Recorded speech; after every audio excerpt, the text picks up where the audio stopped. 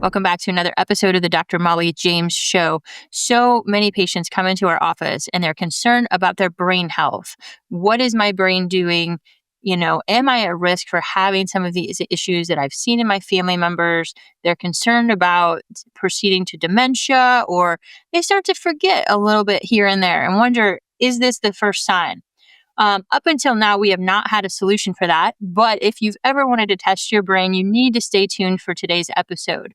I'm happy to introduce Dr. Mark Tommerdahl, who is going to explain how you can actually check your brain painlessly and easily in the office. So, Mark, welcome to the show. Hey, thank you for having me. Yes, explain to people a little bit. Now, you are a researcher by nature. So, give us a little bit of background into how you ended up where we're going today. So I recently retired as a professor from University of North Carolina. I was there for over 44 years. And the bulk of that time, I was studying how the brain worked. And not just how the brain worked, but how to measure it without sticking electrodes in your brain, without doing anything too drastic, and how to do it inexpensively, to be quite frank. That was our goal, our goal was to make an affordable, easy to use device that people could track their brain health. And so that's basically what we've been doing for the last 10, 20 years. All this was started off with animal research, and then what we learned from animal brains, we translated to doing in human brains, again, non-invasively. So, and basically what we do is we vibrate fingertips and ask questions. We cause interactions in the brain, and those interactions are well known to be related to brain health. Very cool. So, and that's where we're headed next. I've told my patients as we're bringing this on, like, it looks like a computer game. It kind of feels like a computer game. So can you explain how you took all that research and put it into what looks like a computer mouse? Yeah. Well, basically the brain gauge is a lab in a mouse. And that's, it's lost 100 pounds in 20 years. So we started off in the animal labs. What we were doing was looking at what we call dynamic interactions. In other words, when you vibrate something on the skin, you get some activation in the brain. Now, that's really not that interesting. Okay. I mean, it is, but what's really interesting is how those patterns change. And those patterns change in a really systematic way. And it's related to things like how well do you adapt to your environment, and how well do you change your focus? How well is your attention? And basically what we're looking at is a network response. And the entire brain is a network that responds to specific stimuli and specific patterns of stimuli. Those stimuli is what we deliver to the skin. And so what we did was we saw things that were really repeatable in the animal brains unless something happened, unless there was some kind of insult, some kind of injury, some kind of pharmaceutical insult, something that mimics, basically, deterioration of the brain, similar to like dementia, which is deterioration of the brain. And the way we did that was we delivered the exact same stimuli to the skin on humans, asked the right questions, really easy questions. I mean, the stimuli or vibrations that we deliver are a little bit complex sometimes, but the questions we ask are really simple, like which one's bigger, which one came first, which one lasted longer. And then we don't do this anymore because we don't need to, but 20 years ago, our very first study was to compare delivering those same stimuli to animals and looking in the brains of animals and delivering the same stimuli to humans.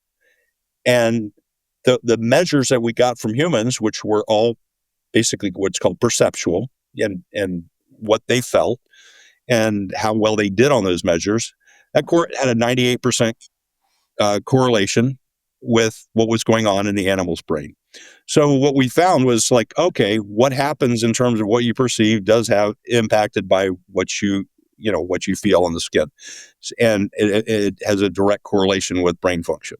And so that's sort of how we translated. That's called translational science, where you translate what you learn in the lab, Mhm. what you apply humans. It's called a bench to bedside translation, where you Yeah. start in the lab, study animals where you can do things invasively and then translate it to something that's non-invasive and is really easy to do. So the kinds of tests we do are really a little bit like for it, we deliver vibrations to the fingertips, but the questions we ask are parallel another sensory perception test that most people are very familiar with, which is reading an eye chart. Starts out really, really easy, and then it gets hard after a while. So, that's basically what we do. Yeah. So one of the things I've always been taught is it takes about 17 years for something to go from the bench to clinical medicine, for us actually to use it. So for anyone out there who's saying we need more research, we actually just need more application of what we know in the office faster. Um, but explain. So what I'm so excited about is we're actually going to be able to use this. We're probably, it sounds like we're one of the earliest clinics in the country to Mhm. use this to assess patients. So can you explain who you've been assessing up until now and why the shift? Well, okay, so when we first started making these measures, and the first thing they did once we started making those initial measures and having success with them, this was 20 years ago, rather than just saying, okay, we're going to start studying every single neurological group, what Mhm. we did was started building a research network. So a lot of people got very excited about the fact that we built the world's first portable tactile stimulator, which at that time weighed about 15 or 20 pounds. So that was 15 years ago. Yeah. And once we did that, other people said, "Oh, we want to study these disorders." Like we started studying pain, chronic pain, different types of pain, migraine, fibromyalgia, TMJD, and then we also started studying autism, alcoholism, and and a few other disorders, and then we launched into concussion. But other people started working with us, and so around the globe, we were working on things neurodegenerative disorders, things like Parkinson's and aging dementias, neurodevelopmental disorders that includes autism, ADHD, OCD, Tourette's, pharmaceutical changes that are manifested by you know, by taking drugs. I mean, the first drug that we studied was cough syrup. So a single dose of dextromethorphan, which targets a very specific place in your brain. It doesn't target your brain on purpose. It just happens to do that because it's very effective at stopping coughs, but it also makes you feel loopy. That loopy feeling you get is actually a loss of plasticity, and we can actually measure that. Oh, wow. Other things that we worked on were, and with other people, and both ourselves and other people, was trauma, concussion and TBI. More recently, we've been studying subthreshold concussion. In other words, you take special forces guys and put them and have them handle heavy artillery and Mhm. test them before and after, and you can see the effects of heavy artillery. It doesn't cause a concussion, it causes a subthreshold response. So it will have an impact, but the reason we study it is, okay, what's the recovery time and when is it safe to handle heavy artillery again? So we've handled just about every neurological disorder or issue, or been involved in just about every issue that I know of. Wow. And we've been making gains and working with a lot of different clinicians, and it's slowly growing Yeah. with. Very cool. So one of the things out of the neurologic space that I've always heard or been subject to outside of minor TBIs, everything beyond that, we assess it, but then you know that maybe you have a degenerative issue, but there's not a lot that makes it better. So, where does brain gauge fit into that? Do I want to know that my hardwiring of my brain is a problem and I Well, can't do anything to fix it? So, so I forget to mention this because we were talking about where did it come from and the roots of this. And the roots of this were basically it's an assessment. And the reason, let me go back to that a little bit. The reason the brain gauge works so well at assessing things is because it targets functional building blocks of brain function. Now, that's different from the way most people assess brain function. mhm. Most people, when a patient walks in the door, they say, "How do you feel today?" "Oh, I feel fine." Now let's think about dementia. From one day to the next, there's not much change. And you slowly degrade over time. And you're just like, oh, how do I compare today versus 5 years ago? Well, you don't know. I mean, it's really slow. We call that the boiling frog syndrome. You throw a frog in a pot of cold water, it's perfectly happy, but you can slowly turn up the heat until that frog boils to death. And so there are self-reports and or things that rely on self-report on just about every neurological issue, TBI included, TBI, pain, autism. All of them have some kind of reporting that people do that are symptom based, and that's from the top down. Uh-huh. Cognitive and executive function and language, even language is involved in all these things in determining it. And that's why they, quite frankly, don't work very well in making those assessments. So we target those functional building blocks. Now, back to the question of what can we do about the brain? Well, when you have, first of all, two answers. One, you find out, well, if you make these measures accurately and objectively, you can see which treatments are going to work, what's going to help. And there's a lot of electroceuticals, a lot of oxygen therapies, a lot of different treatments that really have helped people with PCS. And we've been involved in studies that or post-concussive symptoms. And we've been a lot of studies that have shown that these treatments are very effective. Uh-huh. But again, since we target those functional building blocks, we can flip the measurements on the head. In other words, what we're doing is we're having somebody, let's say if you want to assess somebody's physical fitness, well, you have them come to the gym and you have them lift weights or you have them walk on a treadmill or run on a treadmill. Well, we did the same thing, but we flipped it on its head and we said, okay, now let's take these people back to the gym and have a brain gauge gym where they can actually exercise. And so we first started doing this, we thought this would help complement treatments, especially treatments that there's a lot of very effective treatments out there now that are effective because they take advantage of the brain's ability to heal itself. Those treatments are basically in some cases, rebooting the brain and then just putting the brain in a place where it's, it can start regrowing connections that are better, that are healthier.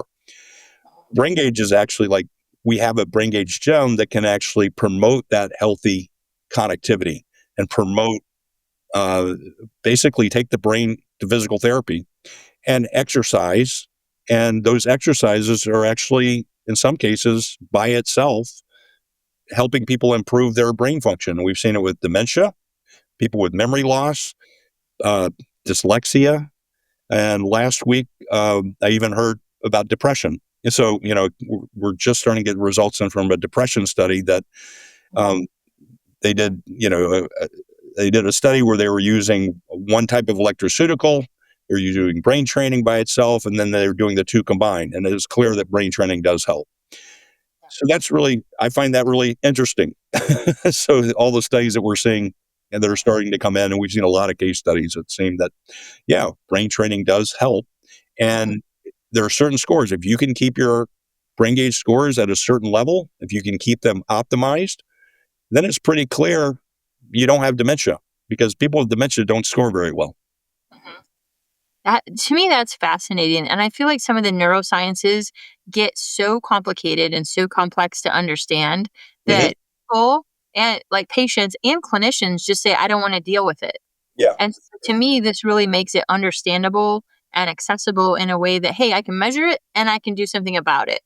Yeah. Um, I was one of those neuroscientists because I really go down the geek rabbit hole a lot.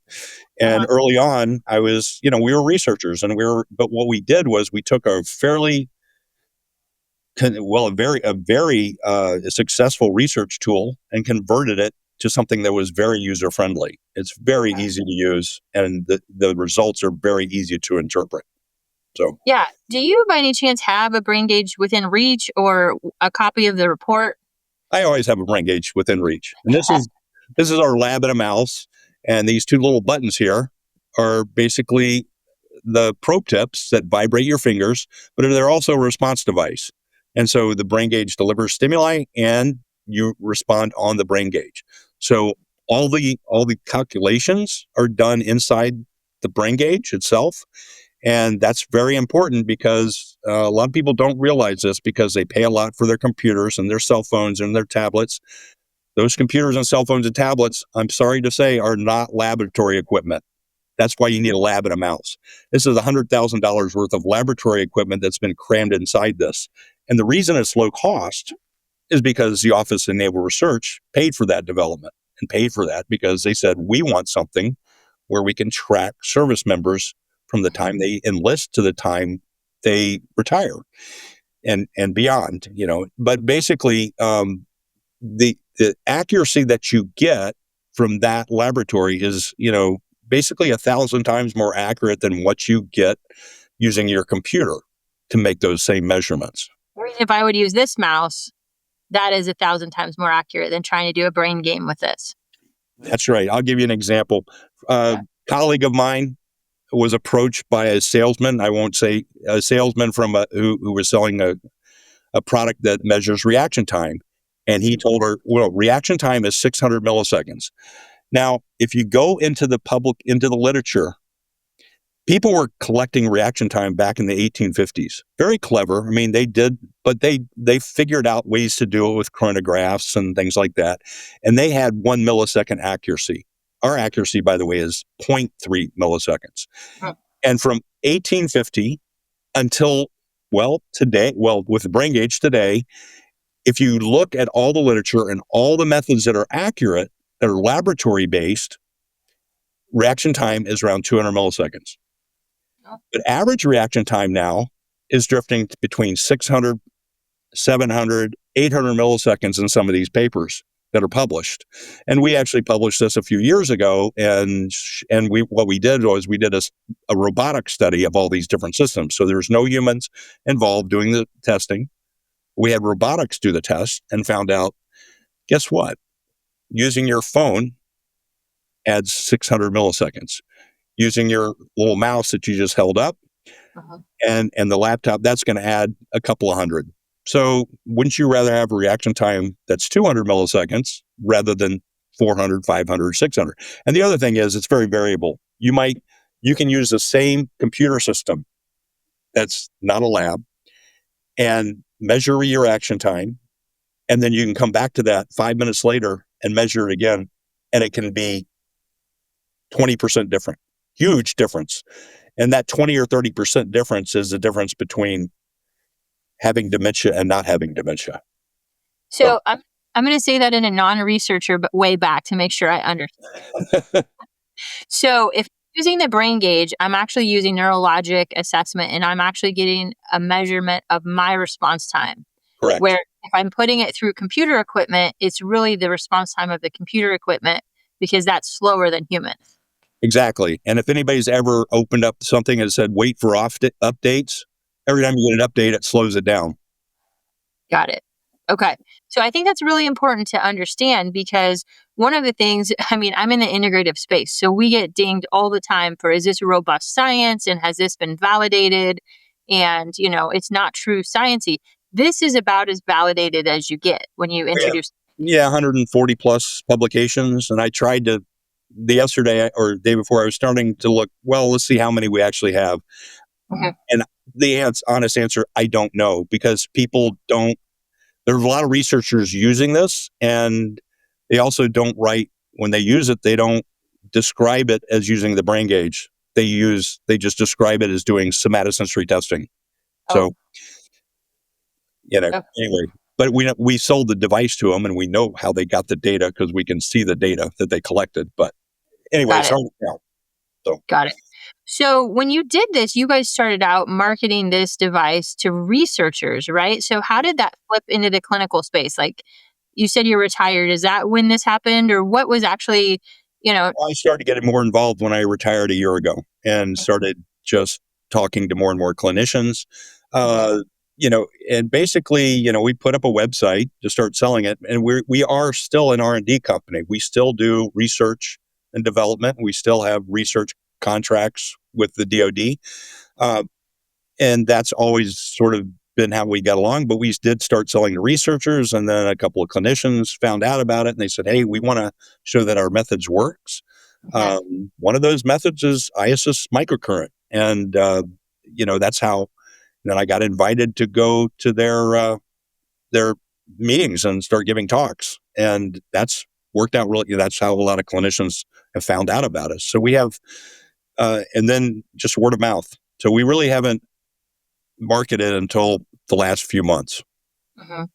Yeah. So the reason I found out about Mark is because I was up at the Okoboji Center. You all have met Carrie Meyer. She's the one that is designing hyperbaric chambers. And so when I went up to see her hyperbaric facility, she had the brain gauge sitting there. So I'm super excited to have this in the office because the use that we have, there's actually a rapid test where you can check yourself, you can go do a hyperbaric treatment and you can come out, right? And Mhm. you can see what that treatment actually did for you because people ask me all the time, is this really helping or not? I can't tell. What has your experience been with people in the, like, let's say hyperbaric, for example? Hyperbarics, yeah, like you mentioned at Okoboji, they test everybody before and after hyperbarics, and I have been super impressed. It's like, wow, these people are really improving a lot. The test takes 90 seconds, and so that's not the quick test only takes 90 seconds, and so that's really good way to look at things.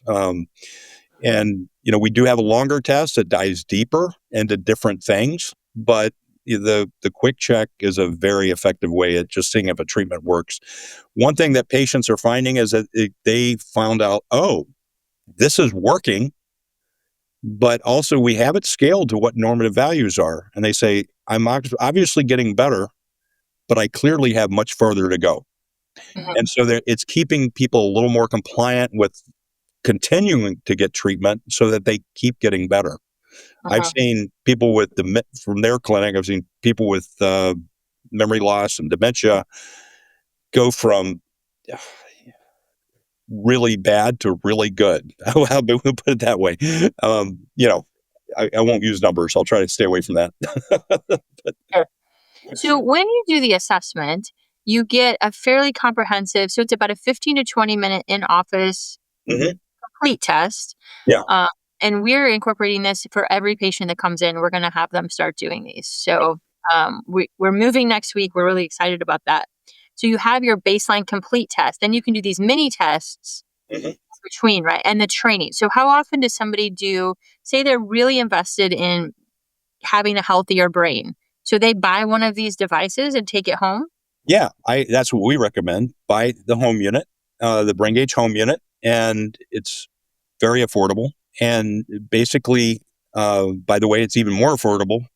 I wrote a discount code called James Clinic if they want to use that. I get a little bit more off. But basically, the question people always ask is, how often should I do the brain training? And my response is, if you want to be physically fit, how often should you exercise? So Mhm. the answer is the same. And everybody that's been in any kind of competitive athletics knows that, oh, okay, well, 2 days a week is sort of a baseline for sort of just maintaining something, and maybe 20 minutes a day. That's sort of what American Heart Association said in the 1970s or 80s, 2 days a week, 20 minutes a day. But, that's really, and if you do 2 days a week, it does make a difference. But the difference between 2 days and 3 days is huge.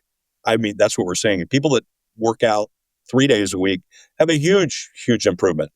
Mhm. Each day after that, there is improvement, but the additional improvements aren't quite as big a leap as you go from 2 to 3 days. So it's not that big an investment. It's also in terms of time, and it's something you can actually do while you're doing something else, while you're talking to people, or while I do it while I'm in meetings that I'm supposed to be paying attention to, but I can actually pay attention to meetings and do the brain training at the same time. Yeah.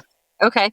Very good. We don't recommend that at home, but if you'd like to multitask during your meetings at work.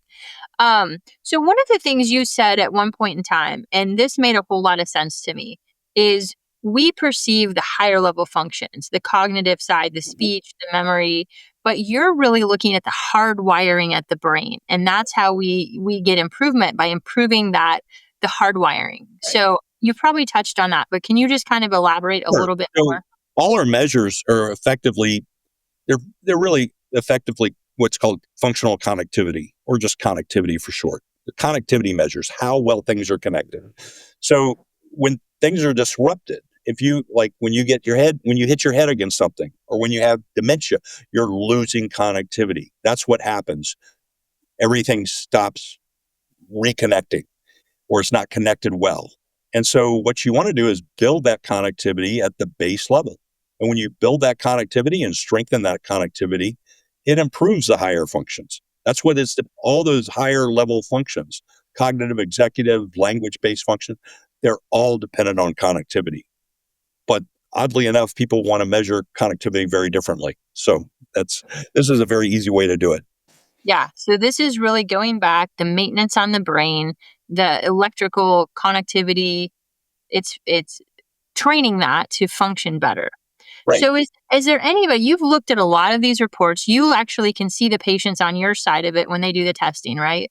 Exactly. So are there any people who have come in who have been unable to improve their score?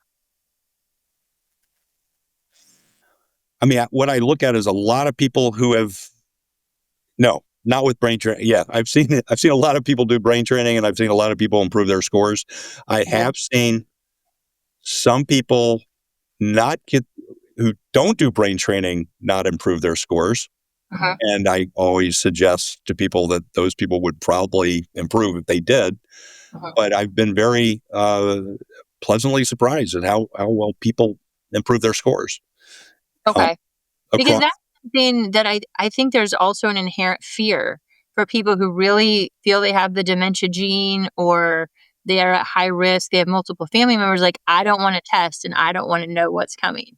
So they should rest assured that if we find something, we have a plan to improve it and we have ways to help.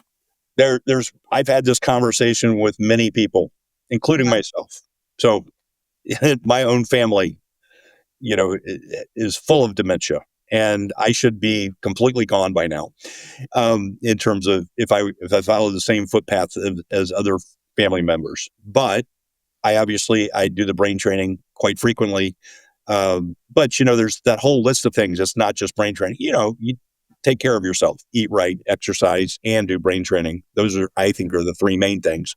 But Mhm. I've had this conversation with a lot of people. They are afraid that they're going to go down that path, and I've Mhm. seen people with worry about they had parents with Parkinson's, and they start to get tremors, and then they start brain training, and the tremors go away.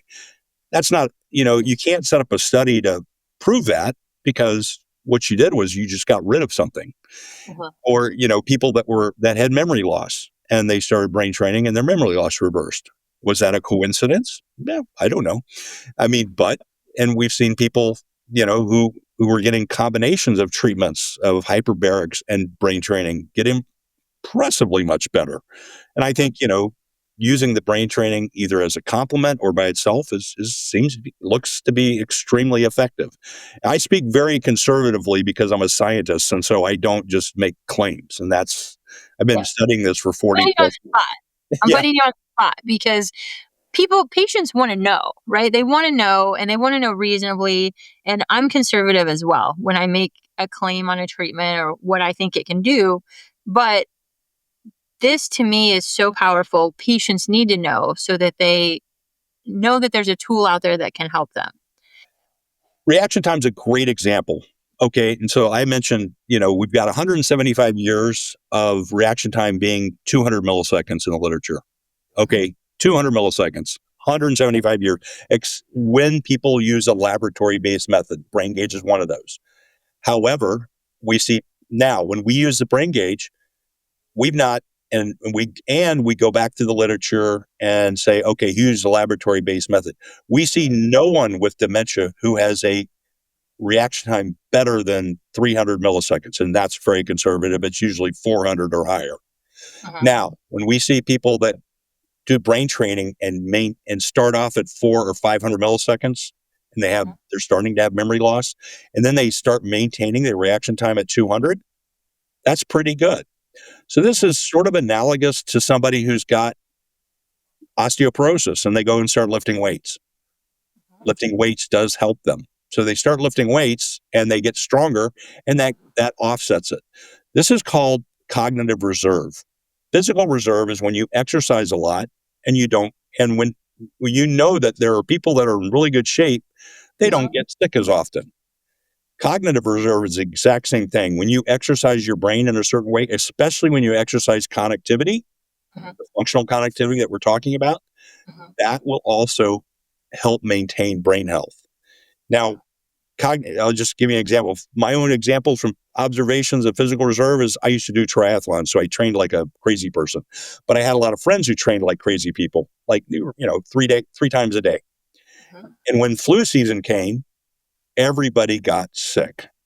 Okay, everybody around us got sick and immediately missed 3 or 4 days of work. Except, you know, my friends who were working out really hard, they said, "Oh, I am having a bad day. I'm only going to work out twice."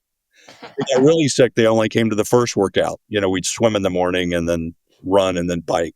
And then, we would just do the and if they really got sick, they'd only do that first workout in the day. Wow. None of us ever missed work. And Mhm. so even during the worst flu seasons. And so that that is a definition of physical reserve, is Yeah. that you stay in really good shape and you can handle the downtimes. You stay in good keep your brain in good shape. It also you're going to recover from injuries faster, Mhm. and you'll offset and build that cognitive reserve. Now, that's one thing that is in the literature, is building cognitive reserve will offset dementia. Yes. And that's very well documented. So let's go through. There's a list of different conditions that you've mentioned, and when families are out there and they're desperate, or we need to see improvement. I kind of want to know, like, kids or adults on the autism spectrum. Is Mhm. there room for brain gauge to help them, and what has been the experience and how? So I've only got 2 case studies of autism. Mhm. One is where this is somebody who is at Okoboji Wellness Clinic, and he'd been getting a couple of different treatments. He'd been doing hyperbarics and microcurrent neurofeedback for a year and a half. Mhm. And then he started brain training, and he had a huge neurological shift, huge positive shift shortly after he started brain training. So his combination of those treatments and the brain training really, really seemed to help improve him. And he's 33 Okay. and he's doing very well. Mhm. Um, he's not driving yet, but he may start driving someday. Yeah. The other case is a 28-year-old male who only did brain training. Mhm. Now, and he had a huge improvement. And those are the only 2 case studies in autism. Okay. Autism is sort of in the neurological world, autism is the poster child for disconnectivity, poor connectivity. That's what autism is. So it does make sense that doing connectivity exercises would help. Now, of course, autism IQ ranges from 50 to 150. So, you know, Right. somebody who can't, and what we found when we were first doing research is that 70, 80, IQ of 70, 80 is sort of no man's land. It's like people that we had people with IQ of 70 that could do the brain gauge, people or and people of IQ of 80 who could not. So it was kind of a gray zone in there. But I Okay. think above that, it wouldn't hurt. We've seen pretty positive success with ADHD, which is another developmental disorder. Mhm. So in terms of, obviously the ability to focus or attend, pay attention is an issue with ADHD. Uh-huh. And by the way, the quick check, one of the specific scores you get on the 90-second test is how well somebody can focus or attend. So, yeah, I don't want to make too many claims with 2 case studies, but we've done a lot of assessment studies, many, many papers on assessing autism, and we understand, what the differences is in assessment with autism, which sort of says, okay, if they're having problems with these measures, then these are the exercises we think they should do. Okay. And it turns out in the 2 case studies that turns out to be true. Okay.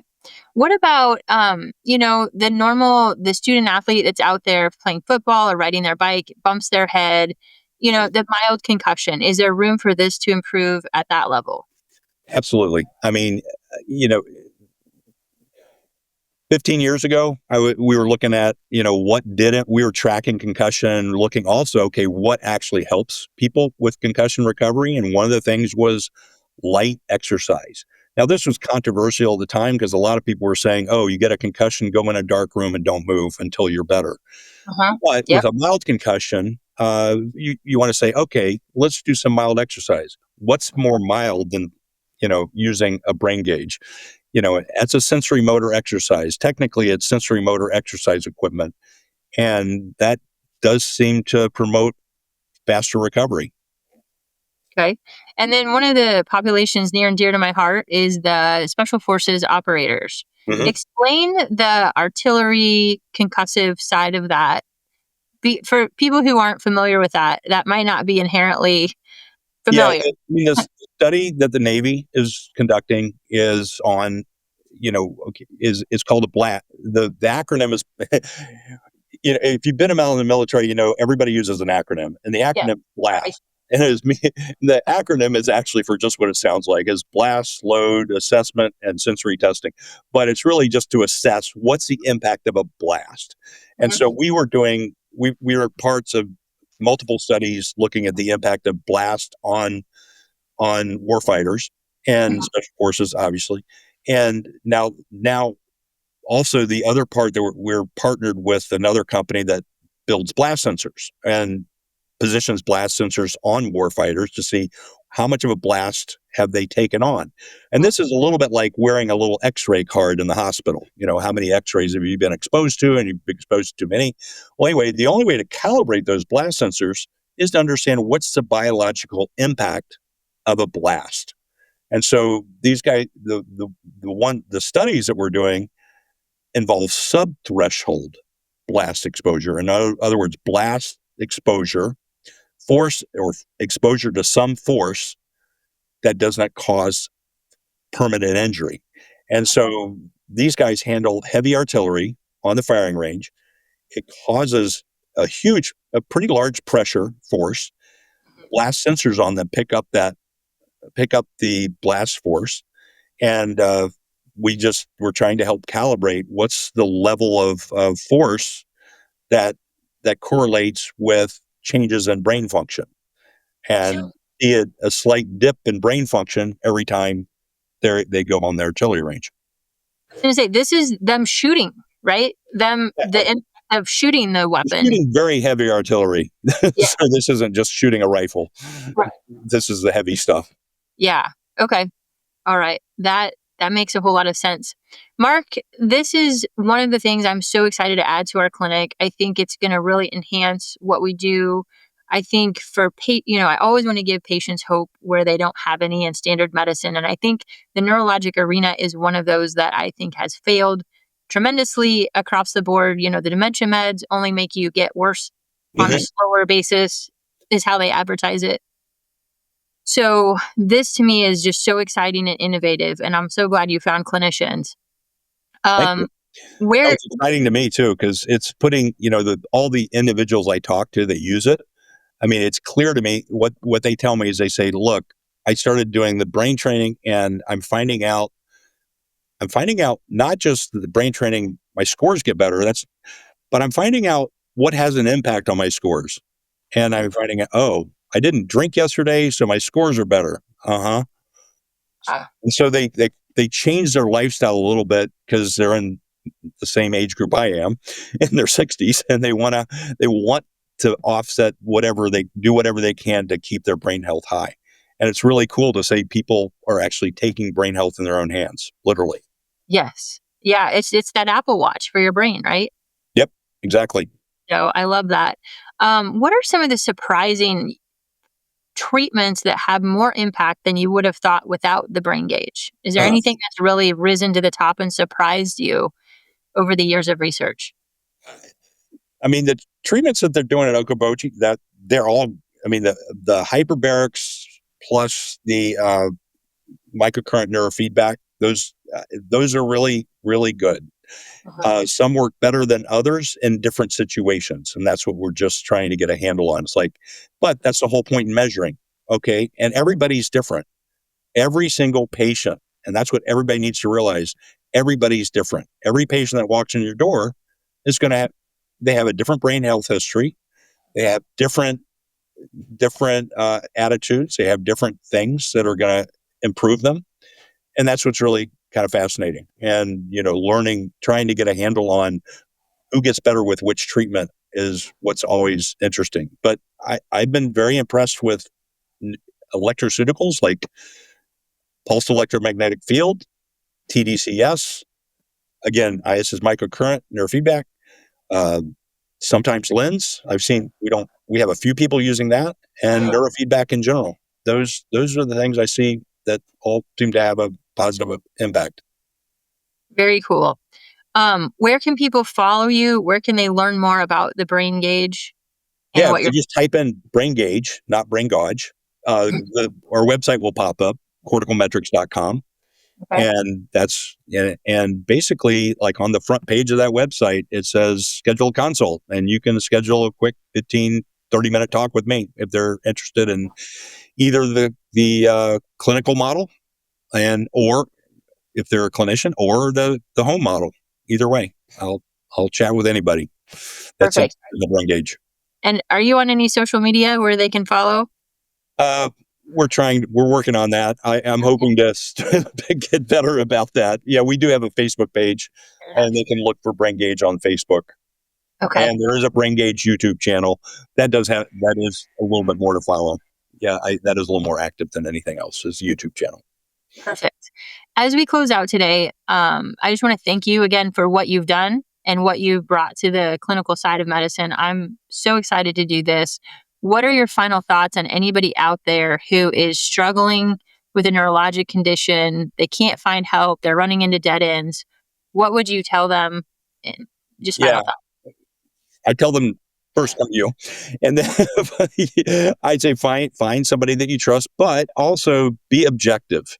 And I've run into I friend of mine, a doctor, had me sit in on an interview with someone, and I was just blown away with what that person did. They went from one clinician and they got one treatment, which made them have symptoms in something else. They went to another doctor and they got a treatment for that, which gave them symptoms for something else.